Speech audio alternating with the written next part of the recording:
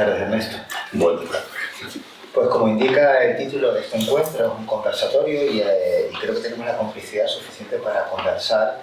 Me gustaría empezar por lo que te vincula a ti al principio, y es sencillo.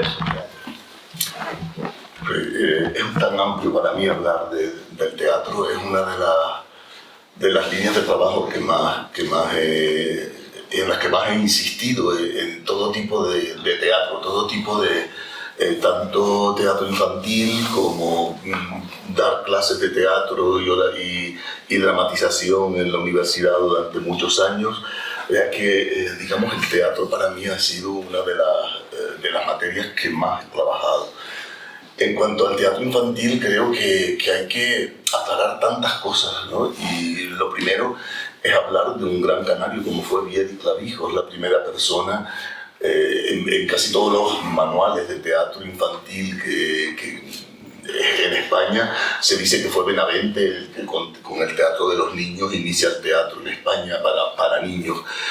No podemos olvidar a Viera, que bien o tradujo o escribió toda la polémica que hay en torno a la obra de la espada, que si fue una traducción, eso es lo de menos. En el siglo XVIII la autoría no la concebían como la concebimos hoy, pero Viera es muy consciente del poder educativo que tiene el teatro y utiliza esa obra como herramienta didáctica, y yo creo que es una obra que en Canarias debemos tener mucho más en cuenta. Yo creo que cuando se celebra el Día de Canarias en las escuelas, yo no tengo nada en contra del folclore y las papas negras me encantan, pero no somos solo papas negras y gofio, somos también un periodo de la Ilustración donde Viera precisamente tiene una obra de teatro infantil, y luego para adolescentes no podemos olvidarnos todo el teatro de la librería de Tomás Iriarte, que voy a hacer la tercera reposición de la librería este año, con todo un homenaje a Iriarte que le va a hacer el Festival del Cuento.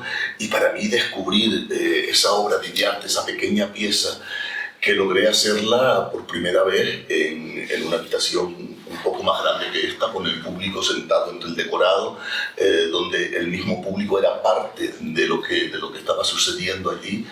Y para mí fue una de las grandes sorpresas en mi vida teatral, porque una programación que era para 3 días, por la afluencia de público, se convirtió en 15 días seguidos en el Museo de Historia de la Laguna. Estar 15 días en Canarias con una obra de teatro es muy, muy complicado. Yo quiero explicar también, cuando se habla de teatro, que antes alguien lo dijo en una de las intervenciones, lo importante es hacer arte. Me da lo mismo que la gente pague seguridad social, viva de eso, no viva de eso, como se haga en serio, con responsabilidad, con un rigor artístico. El hecho artístico es válido. Lo otro ya es una cuestión laboral, que yo también defiendo, y como he defendido que en el Festival del Cuento hay que pagarle a toda la gente que trabaja, mucho, poco, pero que se tiene que cobrar por las labores artísticas. Pero el hecho artístico, el que ve el público no está mirando si pagan una nómina, si no la pagan, porque no le interesa en ese momento. Va a haber un hecho artístico con el que tiene que sentirse en comunión. Estamos lugares. Para mí el teatro tiene que tener algo de liturgia, de verdad, ahora lo digo sin broma, pero tiene que tener algo de liturgia, y cuando vas a ver, cuando te sientas, cuando se hace teatro con niños, hay una experiencia para mí preciosa en un colegio de Madrid, que se hizo por los años 70 del siglo XX, donde se representaba, se llamaba El Ratón del Alba, y es de las cosas que yo propongo cuando se trabaja en la escuela. Estaba hablando de mis procesos artísticos, ahora yo mezclo mucho las cosas, o sea, soy un desastre dando clase incluso, porque mezclo 1000 cosas. Pero cuando se hace el teatro en la escuela, para mí es dramatización, no teatro. No necesita espectadores, la dramatización no necesita tener espectadores. En la dramatización participa todo el colectivo, y en esa, para mí es una de las experiencias más bonitas que conozco, porque se llamaba El Ratón del Alba, y el niño más inquieto del colegio era el director esa semana de un montaje teatral. Escribían ellos, construían decorados, construían vestuario, elegían a quién lo dirigía, no solamente al guionista y a los intérpretes, y los niños que no actuaban representaban a un público que iba a ver. No eran ellos los que iban a ver, sino representaban a una pareja de ancianitos, al que iba por la calle. Era todo una representación teatral. Yo creo que el teatro debe jugarse dentro de la escuela como recurso educativo. Empecé con lo de Viera y Clavijo, y por otra parte yo creo que el hecho artístico tiene que también servir para hacer comunidad, para construir digamos, un proceso cultural en serio. Yo, después de dedicarme mucho tiempo, incluso después del teatro universitario, empecé por los años 80 con una compañía universitaria que creo que sobrepasamos los límites de lo que es una compañía universitaria, porque hicimos desde Doña Rosita la Soltera, la Antígona de Cocteau, con traducciones propias nuestras. Digamos, la de Cocteau no la abordamos con una traducción ya hecha, sino que me atreví yo a hacer la propia traducción que íbamos a montar. O, por ejemplo, el Murray de Alfred Jarry, que fue todo un revulsivo en los años 80, donde incluso tuvimos... en un pueblo que no quiero nombrar, hay una historia del teatro hecha por un señor muy conservador que dice que iba a ir a actuar, que estaba anunciado un grupo universitario con Murray, y que por suerte aquel día llovió y no se dio tremenda aberración en el pueblo. Y lo dice en un libro de la historia del teatro en su municipio, ¿no? Creo que el teatro también sirve para eso, para criticar, para poner ese espejo delante de la sociedad y hacer que nos veamos. Y para mí ha sido fundamental ese proceso, pero con ese proceso del teatro universitario di un salto dentro de lo que yo quería hacer, y fundé una compañía profesional en la que tú estuviste, donde ya me dediqué al mundo de los clásicos. Yo he tenido una obsesión tremenda con Don Juan Tenorio, pero no solamente el de Zorrilla, jugar con el mito de Don Juan. Creo que es uno de los grandes mitos que ha inventado la cultura hispana. O sea, si tenemos mitos que hemos exportado al mundo, no tenemos sino que ver que se componen hasta sinfonías, que hay versiones en Inglaterra, en Francia, y es el propio mito español. Para mí Don Juan no es solamente la encarnación del hombre conquistador, machista, que no sé, es la encarnación de él. Él no solamente se dedica a conquistar mujeres. Don Juan es la maldad, es lo transgresor totalmente. Don Juan pisotea los conceptos de familia, de religión, de honestidad de todo tipo, ¿no? Él se jacta de pactar con el mal. Y yo creo que una de las grandes fuerzas del teatro es ese conflicto del bien y el mal. He hecho muchísimas experiencias, hasta un Don Juan narrado, un Don Juan con músicos, un Don Juan con boleros, un Don Juan... porque para mí es inagotable ese mito, y los clásicos. Los clásicos fue el momento en que decidí que dejaba el teatro, porque me di cuenta de que ningún ayuntamiento, nadie en Canarias quería teatro clásico, sino teatro ligero para divertir al público. Teatro intrascendente, que no, y para eso yo no invierto mi tiempo. Yo no quiero invertir mi tiempo en hacerle pasar el rato a nadie. O sea, yo quiero invertir mi tiempo en hacer cosas que digan algo. La calidad, pues ya el público decide si le gusta o no le gusta.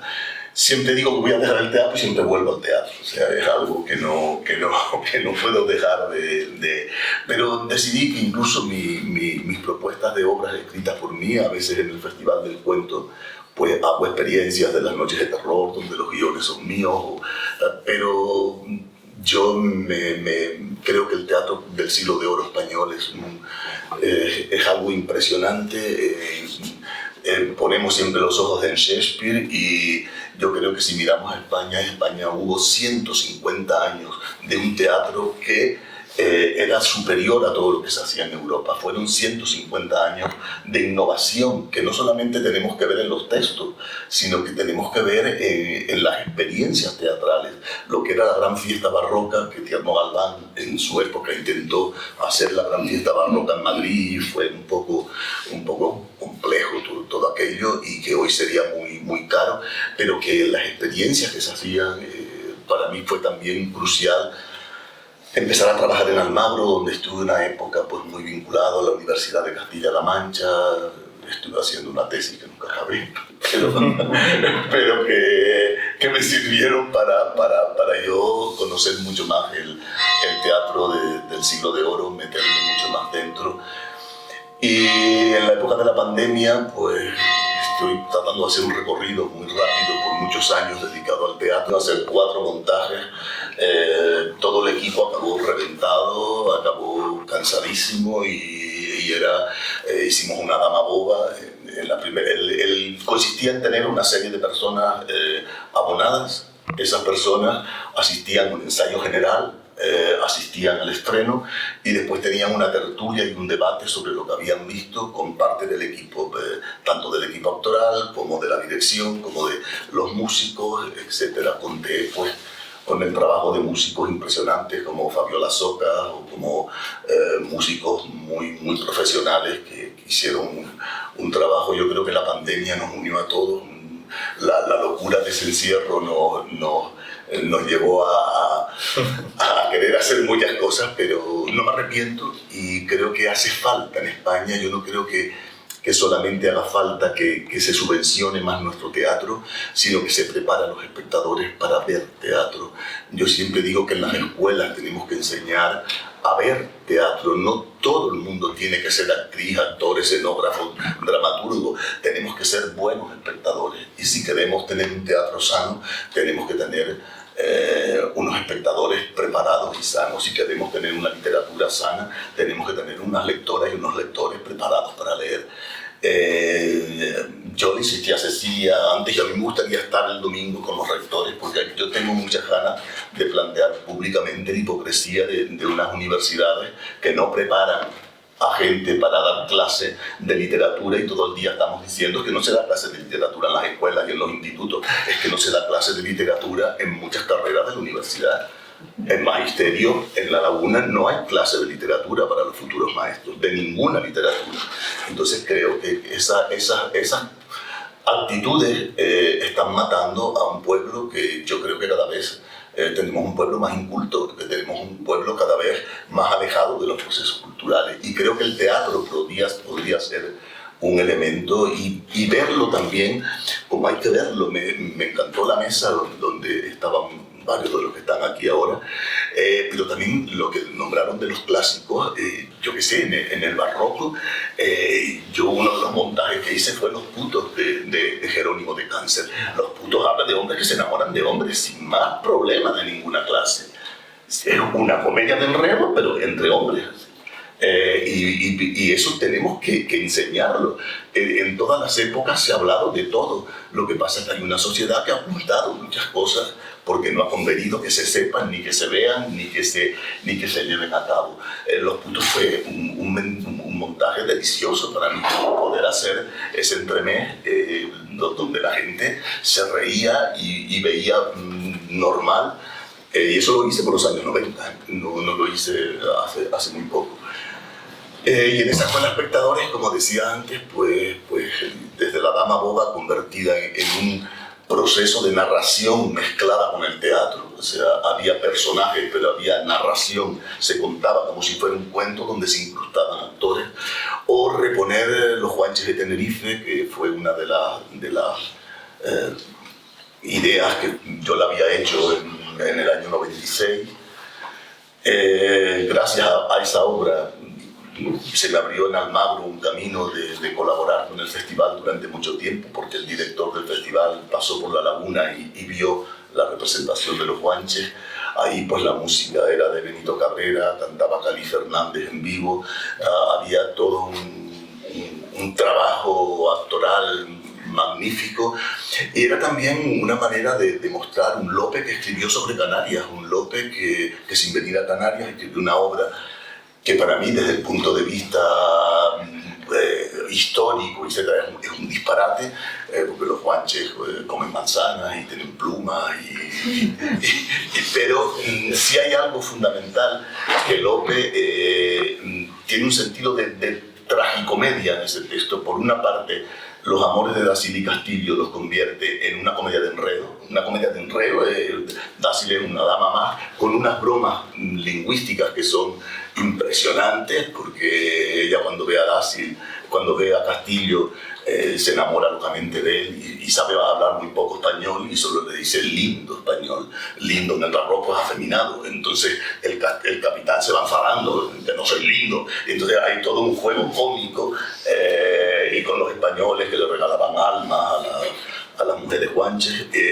Pero por otra parte está la figura de Bencomo, que Lope la trata con un respeto tremendo. Al final, cuando se pierde la isla, hay un soneto final de Bencomo que es estremecedor, porque es el soneto de un rey que pierde su tierra y que le dice al sol, mátame, mátame porque no puedo resistir el dolor que estoy sintiendo.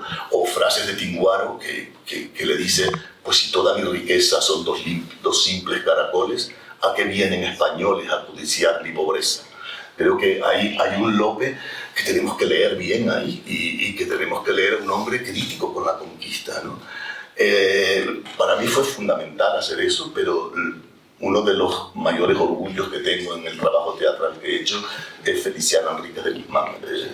Rescatar a una mujer olvidadísima, a una mujer que solo representó parte de su obra para sus hermanas monjas en el convento donde estaban y que se estrenó en los años 90 en Almagro y que yo la repuse en esa escuela de espectadores pues en el año 21, así, donde la pandemia es Las Gracias Mozas. Es una obra corrosiva donde creo que es de las mujeres escritoras más injustamente olvidadas, porque Feliciana Enríquez de Guzmán se adelanta a lo que es el esperpento de Valle Inclán.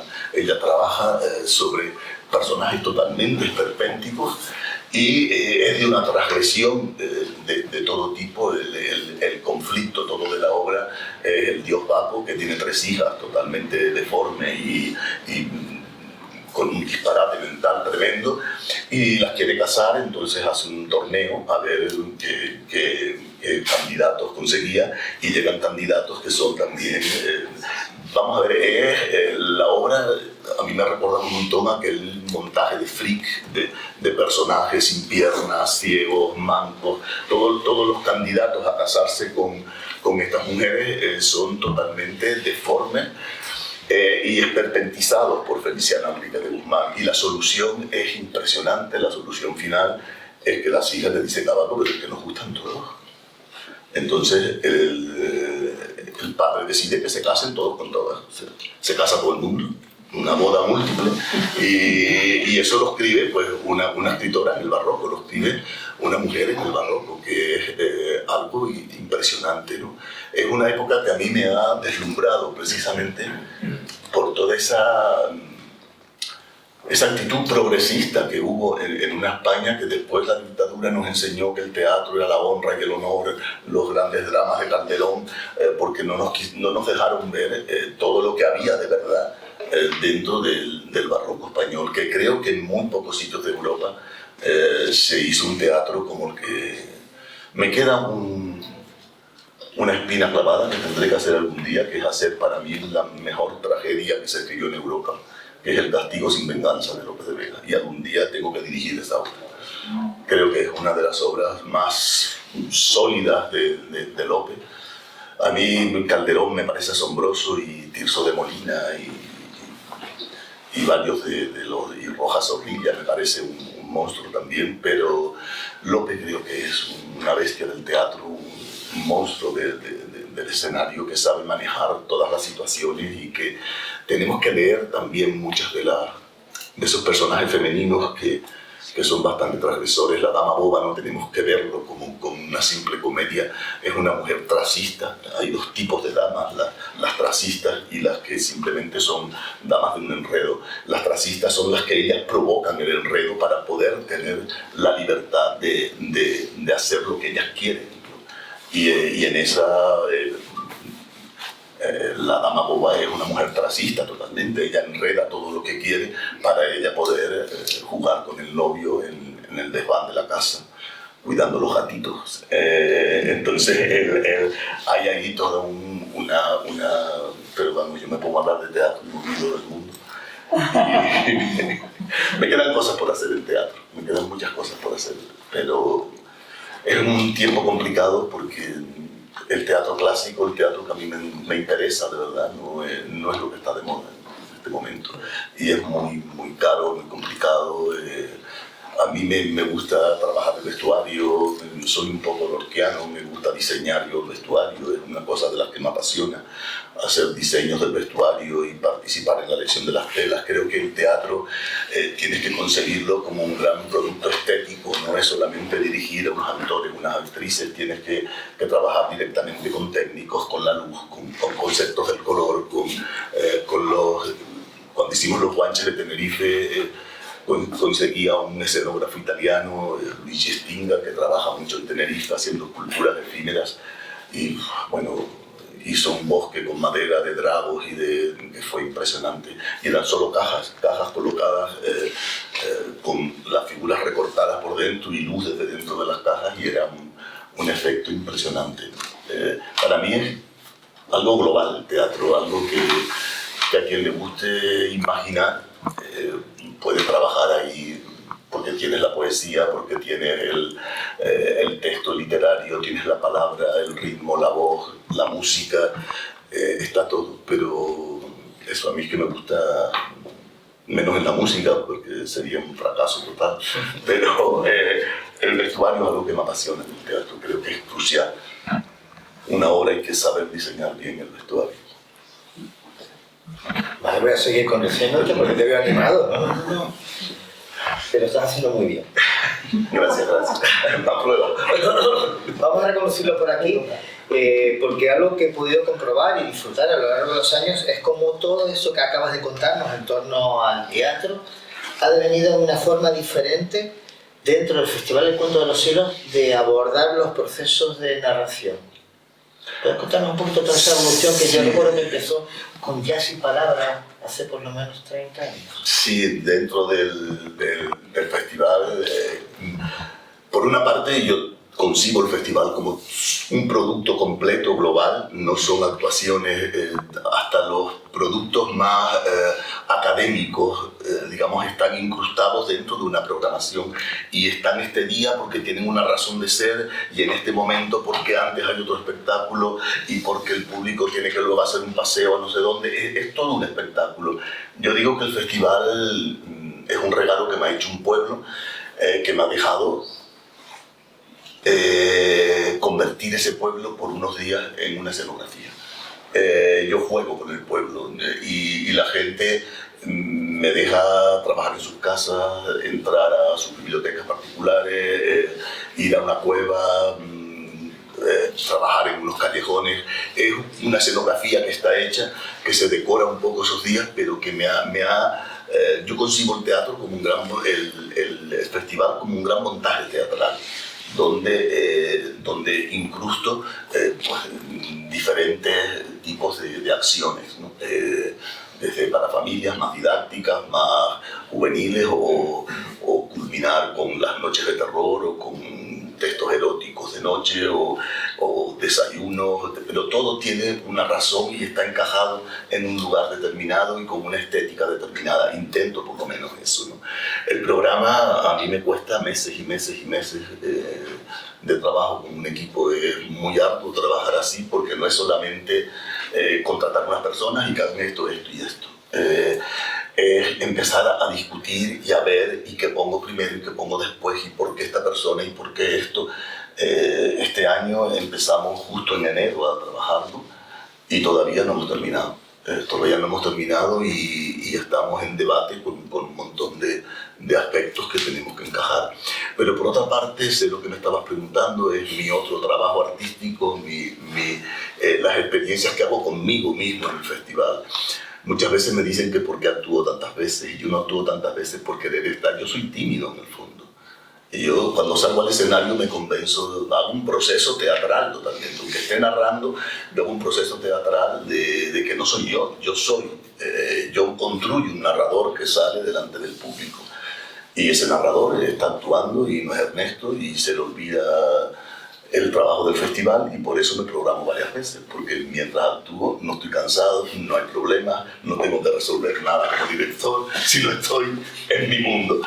Pero también me ha permitido experimentar conmigo, ponerme retos como narrador, ponerme retos como mi trabajo con la palabra, mi trabajo con el recitado, con la narración, y no quedarme en... Ahora mismo yo no puedo contar cuentos yo solo ya, como es lo habitual en un narrador, porque mi mente está en otro sitio, yo estoy trabajando con músicos constantemente. Entonces he convertido la narración en un elemento teatralizado totalmente dentro de un espectáculo. Empecé con trabajos pues, con Benito Cabrera, que fue toda una suerte, poder contar con un músico del calibre de Benito y poder construir espectáculos. Luego fue con el Cuarteto Capricho de la Sinfónica, donde tuve un montón de rutas por la isla de Tenerife, por las escuelas, haciendo pues diferentes, digamos, trabajos con poesía, cuentos y música clásica. Y luego ya hace 2 años empecé a desinhibirme mucho más y empecé a trabajar cosas que yo tenía muchas ganas, como hacer un espectáculo con la copla española. Empecé a quitarme el miedo de que dijesen, esto, mira tú con coplas ahora. Hice un espectáculo con un cantante magnífico y un pianista que, bueno, seleccionamos coplas determinadas y yo busqué textos con un bailarín, músico, cantante y yo. Y el año pasado pues ya di el otro salto a trabajar los boleros, y todos los textos los escribí yo para los boleros, salvo un poema de Gabriela Mistral, no sé si alguno otro, y un cuento de Marina Colasanti, que es una escritora de la que cuento muchos textos. Yo cuento cuentos o de clásicos o de la tradición oral o de autores a los que le he pedido permiso para contarlos. Yo creo que no se puede tampoco estar contando un cuento de un autor porque me gustó y ni siquiera citarlo en escena. Yo tengo una lucha muy grande con narradoras y narradores que no dicen o no ponen en un programa de quién es el poema o de quién es el cuento que han contado.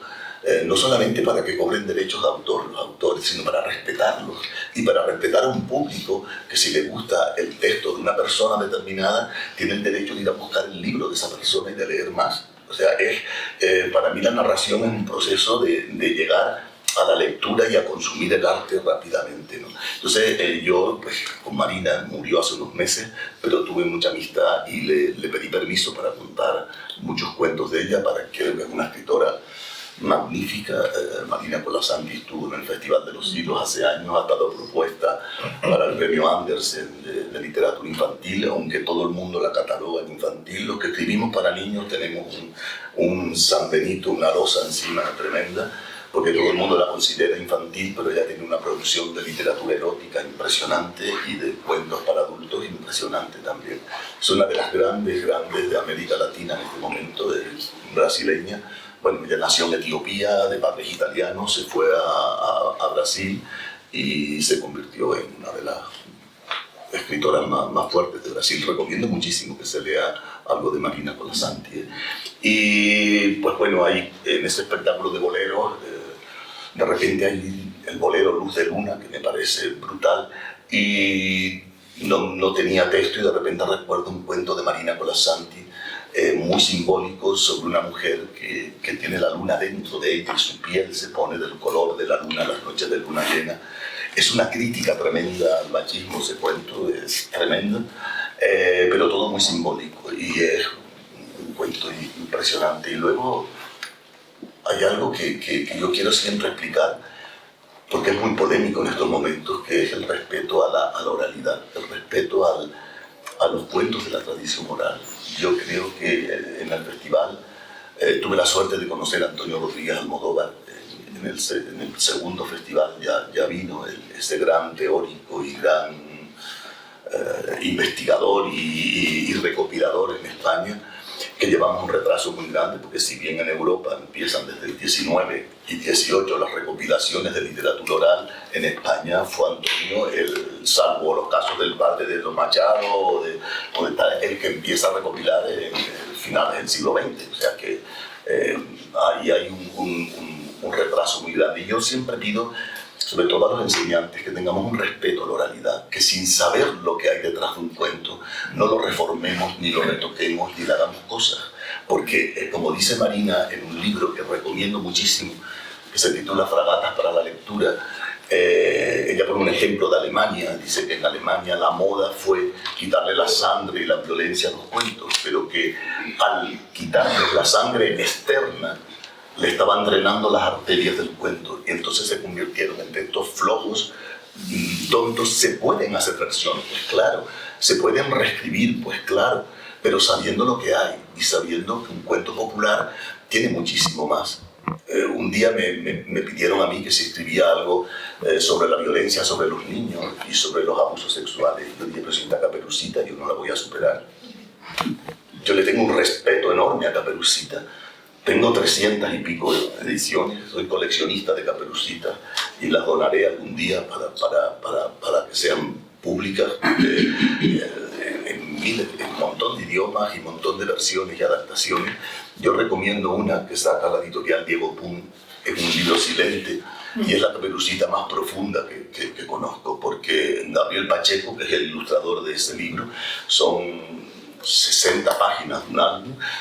Lo que nos hace con Caperucita es que comprendamos a través de Sor Juana Inés de la Cruz la profundidad que tiene ese cuento. Entonces es una fusión de Caperucita con El primero sueño de Sor Juana, que es un texto que hay que leerse muy despacio y con mucho cuidado para entenderlo bien. Solo al final hay un verso de Sor Juana, y ahí se puede entender de verdad lo que es Caperucita. Caperucita es el abuso totalmente de una mujer, el abuso despiadado y descontrolado. Y el lobo es solamente un símbolo. Yo digo incluso más allá, que es el abuso de un ser humano. Y el lobo es lo simbólico de la maldad. Hay investigaciones, y Almodóvar las apoya, de que Caperucita viene del Bajo Neolítico, que del Bajo Neolítico llegó a Asia y de Asia volvió a Europa. Esos cuentos que han pervivido tantos siglos, ¿por qué los vamos a destrozar sin saber la profundidad que tienen o no? O sea, yo creo que tenemos, yo pongo de ejemplo La Bella Durmiente. Todo el mundo conoce a La Bella Durmiente, todo el mundo habla de La Bella Durmiente, pero es la versión desgraciadamente de Disney, que acaba además en un matrimonio como una película de serie B yankee. O sea, La Bella Durmiente, si vamos a los originales y a las versiones más serias, no acaba ahí, no acaba en la boda. La Bella Durmiente se casa, el príncipe se va a la boda y ella tiene que quedarse con 2 hijos que han tenido bajo la tutela de su suegra, que quiere matar a sus nietos porque tiene un complejo edípico tremendo con su hijo. Y entonces ya no es la mujer inmóvil, la Bella Durmiente, sino una mujer activa que tiene que luchar para salvar unos hijos y para salvarse ella. No nos deja en que te casas y ya acabó todo, no, hay otro, pero hay algo mucho más interesante, que existe el contracuento tan antiguo como La Bella Durmiente, que es El Príncipe Durmiente. Nadie lo conoce. Incluso yo publiqué una versión que recopilé, es una reconstrucción de un fragmento que encontré en La Palma con fragmentos que encontré en Tenerife, y logré reconstruir una versión de aquí, de Canarias, contrastándola con la primera que se recopila en España, que es la de don Antonio Machado y Álvarez, el padre de los Machado, que la recopila en el 19 en Extremadura. Es la historia de un príncipe hechizado que duerme y de una mujer que desafía todas las leyes y se va a rescatarlo y a salvarlo, y se enfrenta a miles de cosas. Es mi libro menos vendido. Yo intento que en las escuelas se lea ese libro, porque creo que si se conoce La Bella Durmiente hay que conocer el otro lado, el de la mujer activa que sale, que no se queda esperando, y que de verdad los cuentos no han sido tan machistas como hemos querido demostrar. Ha sido la sociedad machista la que ha ocultado los cuentos. Yo he vivido el escándalo de gente cuando he contado La niña que riega la albahaca, que es otro cuento que rescaté en La Palma, la versión canaria, y bueno, la censura se lo prohibió a Lorca cuando lo convirtió en obra de teatro en el 34 o algo así. es un cuento totalmente corrosivo, donde una mujer simplemente quiere ser libre, donde una mujer se ríe de un príncipe, de la religión, de la familia y de todos los conceptos para ser libre simplemente. Y acaba diciéndole a un príncipe que yo lo que quería era marcharme por ahí, dejarte. Y lo obliga a casarse con ella primero. Son tan machistas y tan... es lo mismo que se hablaba antes en la mesa anterior. Tenemos que conocer para criticar. No podemos destruir los cuentos populares sin conocer de verdad lo que son los cuentos populares. No podemos conocerlos habiendo leído solo las versiones de Disney, porque esas sí que son machistas y arcaicas. Lo que tenemos es que profundizar. Y en el romancero pasa lo mismo. La doncella guerrera es apasionante. ¿Qué dice la doncella guerrera? En Sevilla un sevillano 7 hijas le dio Dios y la más pequeña de ellas vestidita de varón. Se viste de varón y se va a la guerra. Y el príncipe se enamora. El príncipe, cuando va a hablar con la madre, no le dice me enamoré de una chica disfrazada. Le dice, madre, que los ojos de don Martín me tienen muerto de amor. El príncipe está constantemente diciéndole a su madre que se ha enamorado de un chico. O el romance de la Marianica, que fue prohibido. Hay un libro de la literatura tachada durante el franquismo y uno de ellos es el romance de la Marianica. Es una mujer que le dice a una vendedora, sube que quiero pasar la noche contigo, una encajera que va vendiendo encajes por la calle. Se reclama popularmente para que la censura no tal, si al final es que era un chico disfrazado de mujer, pero eso es lo de menos. O sea, lo que nos está contando todo el romance es una chica que ve a otra chica por la calle y oye, que me gusta. O sea, entonces el romancero está ahí, la literatura popular ha sido más transgresora de lo que pensamos. Y yo siempre la defenderé muchísimo, ¿no? Y creo que una de las vías del festival ha sido también hacer una defensa de esa literatura popular y de esa literatura que ha quedado siempre oculta, ¿no? Pensemos que la literatura más censurada, incluso en la actualidad, es la infantil. Es censuradísima. La presión sobre la literatura infantil es grandísima y yo participé con la Universidad de Castilla-La Mancha en una investigación sobre la censura en todo el mundo hispano de la literatura infantil. Bueno, era terrible todo lo que se iban encontrando los equipos que trabajaban por América y aquí la gran censura que hay. En Venecia hace muy poco, hace 4 o 5 años, el alcalde de Venecia mandó retirar un libro o álbum de todas las bibliotecas de la ciudad porque hablaba de un triángulo que se enamoraba de otro triángulo. Entonces ese álbum para niños resultaba escandaloso hace nada, 4 o 5 años, y se sigue presionando y censurando muchísimo toda la literatura infantil, incluso, como decía Graciela Cabal, y eso lo he vivido yo, escribir para niños es muy complicado. Graciela Cabal era una escritora argentina magnífica, que se le empezó a respetar y a considerar una gran escritora el día que escribió una novela para adultos. O sea, hasta ahí era una escritora para niños y ella tiene un libro que también recomiendo mucho que se titula Mujercitas, eran las de antes. En ese libro ella habla de literatura, de feminismo, de muchas cosas, y una de las cosas que dice que para los escritores serios y escritoras serias que escriben para adultos, escribir para niños es cosa de mujeres, aunque lo hagan hombres. Se ha considerado mucho a veces eso, las mujeres que escriben para niños. Y yo lo he vivido. Escribes para niños, escribes cuentitos, cuentas cuentitos. Es una cosa muy desagradable. Yo quiero pensar que esa no será la razón por la que empezaste a escribir novelas. Y yo quería subrayarlo porque sé por dónde vas, pero yo creo que es importante, no se suele hablar mucho de ti en referencia a las novelas que has publicado. ¿Te apetece? Bueno, sí, me apetece hablar de todo. No sé cuánto tiempo llevamos, porque... Vamos de lujo, porque recuerdo 2 que leí además en sus contextos y creo que nunca hemos conversado sobre Garajado y sobre Lazos de Humo, por ejemplo. Sí, Garajado es mi última novela, pero es una novela que llevaba dentro de mí desde mi infancia, porque en Garajado lo que hice fue rescatar la historia de un hombre que se negó a ir a la guerra civil, de un hombre perseguido, pertenecía a la CNT. Trato de reflejar todo lo que fue, todo un movimiento político en la Isla Baja, cuando empecé a investigar ya en serio, pude hablar mucho con gente metida en política de verdad, no ahora, sino desde hace mucho tiempo, con los hijos y las hijas de este hombre. Fue un caso, él era de la CNT, llegó a ser concejal de Buenavista y participó en unas barricadas que se hicieron en el año 32. En Buenavista, en el año 32, intentan desde la CNT que se cumpla con la ley y se haga unos contratos a los obreros de la agricultura como decía la ley, pero la gente se confunde porque la ley lo que decía que había que tener tantos trabajadores por hectárea.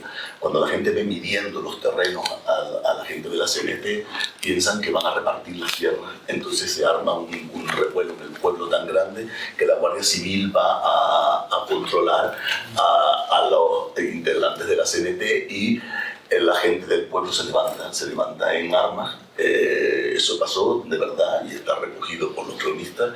Se levanta en armas y la Guardia Civil se ve acorralada, y se ve tan acorralada que llaman al ejército que va desde Santa Cruz a reprimir en Buenavista y hacen una barricada. Me parece maravilloso. Hacen una barricada la gente del pueblo en una curva que es crucial, la curva de Don Chano, y allí se enfrentan al ejército. Ese es el detonante cuando empiezo la novela, y lo que hago es contar toda una historia que se va mezclando con una historia de amor también de este hombre que pasó 6 años escondido en una cueva llamada Barajal y en diferentes sitios, desde una barrica de vino en una bodega, a los nichos del cementerio, y se entregó al final. Lo llevo hasta que él se entrega, antes de que se lo lleven a Pfeiffer. Se entrega porque habían apresado a su mujer, la perseguían, no se casaron nunca. Yo recuerdo, yo lo conocí, murió en los años 60 y pico, y lo que pasa es que yo llevo el relato hasta que él se entrega y regresa de la cárcel a buscarla a ella. Pero siempre me llamó la atención ver que ella pudo vivir en los siglos teniendo hijos con él sin casarse y siendo bastante respetada por todo el mundo. Y él también logró tener un respeto y nunca ocultó sus ideas políticas. Se dedicó después a tener chiringuitos por la fiesta y tenía unas discusiones políticas impresionantes porque no se callaban. Pero yo creo que fue de esas personas que se ganan. Y siempre digamos que lo social está ahí en las novelas que he escrito, porque Lazos de Humo también es de la corrupción en La Palma para que se perdiesen las cepas del tabaco y implantar las grandes tabacaleras internacionales. Entonces hablo de una historia de enredos, amor y tal en una fábrica que les cambié los nombres, claro. Pero que fue apasionante porque también logré parto de esa visita que hace Churchill, donde no se sabe si está María Callas dentro del yate como nazi y tal, y que fue prohibida por la gobernación civil, pero que los palmeros salieron a la calle a recibirlo. Y pude hablar con el taxista que llevó a Churchill por La Palma para conocerlo y que le regaló un puro y Churchill le regaló un puro a él. Entonces parto de toda esa idea y voy construyendo pues, toda la decadencia del tabaco en La Palma. Tuve que estudiar un montón sobre los términos de los tabacos y hablar con tabaqueros, pero yo creo que ese es el gran trabajo de la novela. Cuando la terminas ya le pertenece a la gente, ¿no? Cuando estás aprendiendo con la novela es apasionante. Pues yo quería darte las gracias por esta conversación, por este rato tan agradable, y no sé si procede a hacer alguna pregunta o lo que toca, porque es una conversación grabada. Es, pues nada, decirles que buenas tardes, que ha sido un placer conversar con Ernesto Rodríguez Abad, y espero que disfruten de esta entrevista en diferido, porque a mí me ha parecido que merece la pena. Espero no haber sido muy disperso y no haber tocado tantas cosas, pero intenté hablar de mis pasiones dentro de la literatura. Suele ser una buena elección. Muchas gracias. Gracias.